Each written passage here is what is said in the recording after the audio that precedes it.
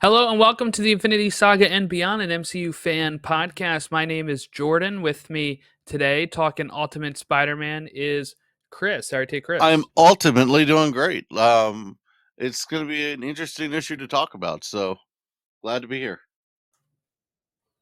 Yeah, this is the Ultimate Spider-Man issue 5, which is the flashback issue to Norman and Harry, and kind of what happened right before we kind of started the Ultimate Spider-Man 1 issue here.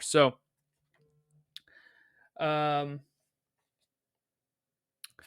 so with that, we had a, let's see here. Hold on, let me put this over here. Okay, so this issue started off with a flashback of Norman trying to get in touch with Harry. Harry's late to this event. And I guess it's a good thing he was late to this event, Chris, because this is what's going to hit the building here. That kind of kicked off the events of Ultimate Spider-Man 1 and was in, I think, Ultimate Universe, where Ultimate Spider-Man, started off in that first issue with Aunt May dying. Norman was dead, all that kind of stuff. It was this attack on New York that they said Tony Stark did. We know that that's not the case here. We learned that throughout this issue as well. But just pretty interesting. Good thing that he showed up late, because if not, we wouldn't even have Harry Osborn in this universe. Absolutely, and his father's condemnation with him being late certainly packs a punch as well. But you know, it's it's an interesting little nugget. It stays true to this Ultimate comic storyline that we know, and um, yeah, it was interesting insight into their relationship for a little bit too. Yeah, Norman has this line here where he says to him, uh, let's say he says, "My favorite, do you know my favorite memory of you is?" And he says, "Yeah, that time we played catch." And no, that's you, the little boy, talking. And that memory, it's the memory of a child. My favorite memory of you is the day you finally started acting like a man, like an Osborn. The problem is, it hasn't happened yet. That's hard to hear from your father. I can't even imagine. I honestly I can't because I've never had uh my dad put me down like that. That's got to be tough. Yeah, not the best relationship between the two of them, right? It kind of reminds me of the Sam Raimi ones where, he was not. We're kind of like Harry was a little jealous of Peter because of that relationship that Norman was having with Peter and not him, right? Where he never really told him he's proud of him, that kind of stuff. It wasn't until he's dead did he really start um, kind of getting visited by the whole goblin aspect of it, and starting to feel that connection with his father. Now, so Norman then go. I mean, not Norman. Sorry, Harry goes with Gwen, and they're going to the uh, learn what they're getting from Norman's estate. And since they are already on the board, like, they don't think that's going to be a problem. But then it's also like the matters of some of the other personal assets and stuff that are coming to them, and it's apparently moving pretty quickly. But a guy delivered something to the lawyer, um, and it looks like a king piece of a chessboard. Actually, looks more like the queen, I think. But anyway, it looks like a king chess piece board here. And it's supposed to be the kingpin's calling card here. So Harry goes and visits him, and this is where he wants to sell him the Stark and Stain companies. And that kind of ends up being a mistake for Kingpin here, because what comes with it as they drill into the Stark and Stain here is they find the Iron Man suits, and we get confirmation from Ron's theory that he's had for quite a while. Is that this actually looks like Stark Tech, this Goblin suit, and it is. It is a Goblin suit that comes from the Iron Man Yeah, it's suit. basically a refurbished Iron Man suit. I thought it was interesting. They're like, can't really paint on it. They had to change it. Dude, it was awesome. I love all the like conversation about the suit and like there's a lot of stuff to nerd out on here. It's really cool. Yeah, it's really, really good call. I didn't really see too much of it. Like, I think when Ron would say that, I was like, yeah, I guess it kind of does because it looks more metallic or whatever. Like, but good to get the confirmation because I didn't see it as much as that. And they decide to make this like lift thing, right? This hovercraft, that which is the glider. And they're like, well, why would we need that? I thought the suits could fly. Yes, but the guy who's working on it, by the way, is Otto Octavius in this world. And he has really, he's not comfortable yet with running the arc reactor, which is what propels the suit. So he gave him the Goblin glider instead. So we're kind of getting the pieces of how the Goblin is coming apart or coming together here. We even have a nice flashback to 3 months ago when Spider-Man is trying to stop his first villain of Shocker. And we kind of talked about this off air a little bit, but like you said, how Goblin's kind of more anti-hero here. He stops him, but he really only stops him for the gloves. In fact, there's we think it is him stopping him as a robber. I think you have something that doesn't belong to you, right? And he's like, I'm keeping the money. And he's like, I'm here for the gloves. I'm not here for the money. So we kind of get to see a little continuation from that Shocker encounter where Goblin's actually the one stopped him, but he doesn't really care to stop him because it what is right. He really only wants to stop him for the gloves. Yeah, that was pretty awesome, and I like the fact that Harry continues to be a great character. You're always kind of wondering what side of this he's on. We know he opposes Fisk, but other than that, I mean, even later on when you see him again, just always a shadowy face. I thought there was a lot of interesting stuff there with that, and I like his confidence. Like his confidence was Shocker. It's like I'm just gonna do what I'm gonna do. And he's like, what was that supposed to hurt? And he's got the Stark suit. Like he feels invincible, and that's pretty cool. So I'm all for that. I thought that was a cool scene. Cool spot in the issue. So yeah, it's making me think the same way that I thought about him the whole time, where he's very in the middle, he's very gray, there's still so much to learn, and we learned a lot about him in this issue, especially when he says to Peter that he did it the hard way. Stark didn't come to him with a hologram; he did it the hard way, which is a little Yeah. hilarious because he's kind of this nepo baby who, in a sense, had it a lot easier, but he did do the discovery of the Stark suits and all that stuff. So that was some cool stuff. Well, yeah, I mean, I kind of agree with him. He definitely did it the hard way because he's not one of those people that Stark is putting together. We know that Stark is putting together a team of people that were special in the universe that the Maker stopped from becoming heroes. Harry was never that. So he had to do all of this on his own by investigating and learning about he himself learning about the real world and who actually runs it.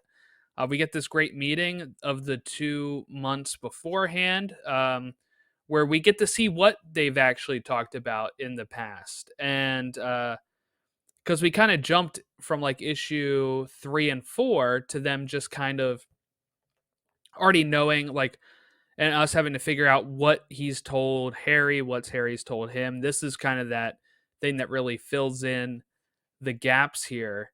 Um, yes. So now he is the Goblin. It switches to now. We also get the May title card, and we see that he is has again a little darker side here where he has somebody captured here. He's uh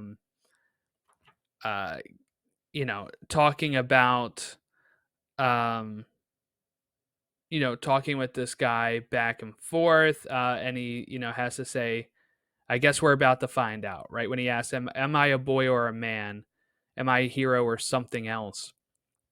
So I do think we are heading towards that trajectory of that I've been kind of theorizing of at one point these two people are going to split, right? And he's going to become somebody that Peter's going to have to eventually stop. That they're not going to see eye to eye like this. I do like that it comes back around at that from the beginning, though, when he's talking about when Norman's talking about your um you're talking like a child, you're a boy, I want you to be a man type of thing. And we kind of get that again at the end when he says, am I a boy or am I a man? Right? Like, so we're going to maybe see him maybe start to do what his father wanted him to do. And I'm not saying his father wanted him to be Goblin, but I mean, like, he's probably going to step up a bit here. He's going to do some stuff, but it might not be the right way. And that might be where Peter has to eventually be like, oh, I don't like the path you're going down. Yeah, well, Peter had Aunt May and Uncle Ben, and he had a cold, distant father. There's a big difference there. He didn't know the right way. He never got taught the right way. And you know what? It seems we talked about in that other issue where Gwen and him keep no secrets and seem like they're on the same page. She seemed just as gray and committed to everything as he did. So, if anything, she almost seems more black and white. So that's going to be really interesting to keep in mind. You get a bit of a dual threat there. But that last shot you see of him, the last picture of the image, that is so cool because we saw that he kind of reconfigured the Iron Man suit. Looks a lot more menacing. It looks a lot more menacing. That's the most menacing take we've seen of the Goblin yet in this, because he's always kind of looked in the middle, not quite menacing, not quite, you know, gonna throw out the pumpkin bomb and do the laugh or anything. But that that looked intimidating.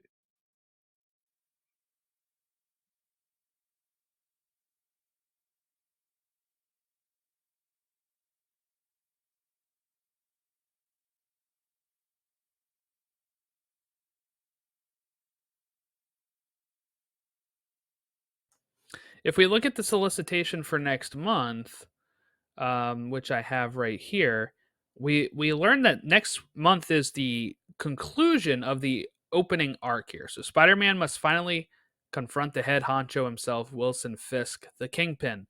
Kingpin, as owner and operator of the Daily Bugle, has been working with the Makers Council to control the spread of information in their favor, which means he's the first domino that needs to be toppled to end their regime. Plus, Mary Jane holds her own. Nuff said. So I'm thinking maybe this goblin stuff is going to be a more overarching arc here. Um, it looks like issue 7 has a cover with both Green Goblin and Spider-Man on it. So I do think this might be the longer play of it. And first we'll be taking down Kingpin, and then we'll start maybe seeing some of the more idealizations of them starting to fracture and maybe split. Or maybe I'm wrong, and Peter's totally cool with whatever Goblin's going to do, but I don't think he will be. So that's it. I mean, this issue was pretty much like a good background thing. Did you have anything that really stood out to you? I know you kept saying about the Yeah, shadows. I like the fact that Harry is always portrayed the same. You always see the shadows on his face, and in this lighting, you do see it on Peter, but it's almost like a point, almost like a Two-Face thing, with Harry. So I think that's very interesting, and I really like, just scene we talked about, with him getting the gloves, letting Shocker keep the money, just so much. He's so focused. He's so razor focused, and that might not be on the right thing. I do think Peter and him are going to be at opposition, but I agree with you that they're slowly brewing that up. I don't think they're building to that, but I don't think that's the point of this first arc, this first story, because there's a lot to resolve there if that was the case. And what about Otto Octavius here? Do we think he is going to play a role as Doc Ock later?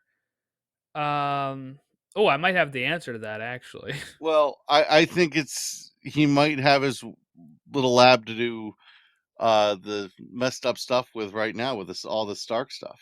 I think he might start playing around with the reactor. He might start playing around with all this stuff and maybe get himself into the Doc Ock thing in a slightly different way than he usually does. Yeah, it looks like in August, this issue 8 says Kingpin Sinister 6. Kingpin gathers a team to deal with his masked vigilante problem. But a group of supervillains isn't the only challenge Spider Man will face. Meanwhile, Green Goblin joins forces with Doc Ock. So I wonder if that means Doc Ock is popping up here fully formed as uh, Doc Ock. Maybe, like you said, maybe that's going to be built out of stuff from Stark and Stain Tech as well, where he gets his arms, and I don't know. I, That's the kind of yeah. fun thing you can do with the Ultimate Universe. You know, you can have Doc Ock be Doc Ock, but through a different lens or a different way. Well, and I also think it's interesting because the maker has made sure that Stark has taken the fall. He's the bad guy, but it's funny because the you could end up getting the bad guys out of his absence.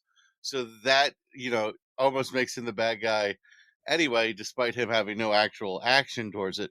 So I like that story beat. So yeah, I it's interesting with Ak here because he doesn't look that old. I wonder how old he is in this. He looks almost bright, Yeah, he does look fairly like young, huh? bright and optimistic, and you're usually seeing him as a little bitter. I mean, in the Spider-Man video game, he was, up against it with Norman, and he was struggling with funding, and he was a little bit more vengeful. Like the signs were there. Here, he just looks like a guy who's like into this robotic stuff. Like he's into this stuff, and he's got the glasses, but no wrinkles on his forehead. Almost got a crew cut. Almost got a crew cut, like he's maybe a military guy. So that's something I'm interested in. What kind of Doc Ock are we going to get? Because I bet you it's going to be different. Yeah, like, are they going to be robotic arms from Stark Tech arms, or like Stark Tech. what are we looking at here? That's interesting to me. It really makes me wonder too, like maybe Kingpin's putting this together behind bars if he gets defeated, or maybe he doesn't get defeated and arrested. Maybe he just gets defeated, right, and has to kind of lick his wounds. And Kingpin, I thought maybe he would be done at issue 6 for the time being, but it looks like maybe he's still going to be a factor for a little bit, and we get him putting together the Sinister Six, which I think sounds like a really fun idea. And I want to see who shows up in that. Like, who is the Sinister Six in this universe? Because it sounds like from that description with Goblin teaming up with Doc Ock that Doc Ock is not part of that Sinister Six. So maybe he's doing his own thing. Um, yeah, so many ways that they can do it. So many different things that they can do. Really curious to see how they make this all work. Not, I don't think too much to say about this issue overall. A lot of good character work here with Harry.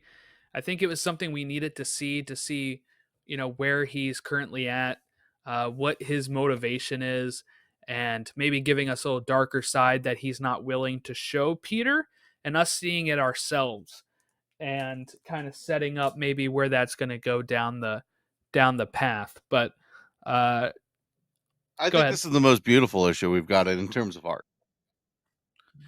The art's pretty good. I'm kind of sad we're going back to the original artist. Marco Cicchetto is coming back for the next 2 or 3 issues. Because there's a So couple I shots really in here. liked Messina's. I really liked Messina's art the last There's a two. couple shots, when Shocker is being seen through the eyes of the Goblin mask is a pretty awesome shot. Uh-huh. The face close-ups are like really like they give more information than they really have to. Like it's really interesting.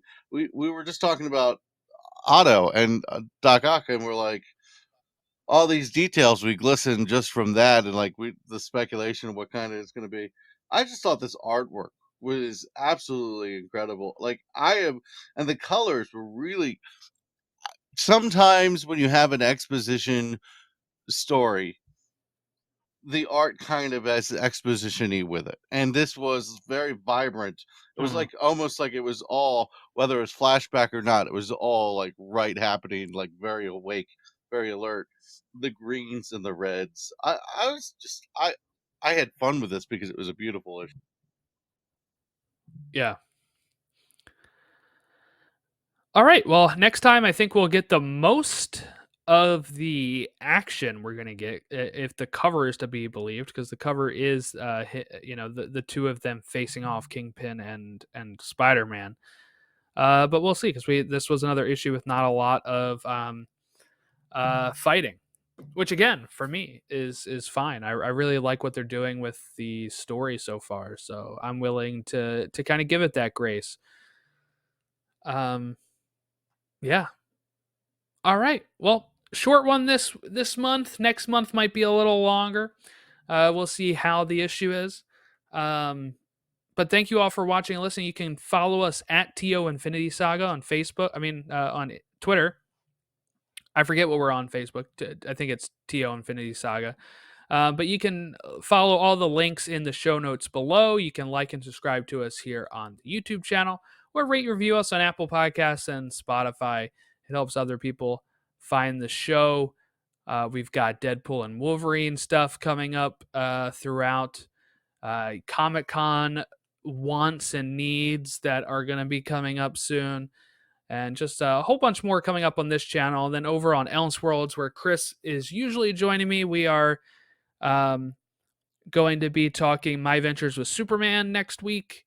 Um, Episodes 1 through 3 of season 2, and then we will be, um, over the next few months, having our Smallville season updates for Chris's first watch through Smallville. And if any big news drops in the meantime, we'll cover it over there. I think while I'm out on paternity leave, Ron and Chris might be doing some crossover episodes where it's this show and Elseworlds at the same time for all Comic Con news and stuff like that. So you don't have to listen to 2 separate episodes, get it all in one. But that's it. Thank you all for watching and listening. We will catch you next time here on To the Infinity Saga and Beyond.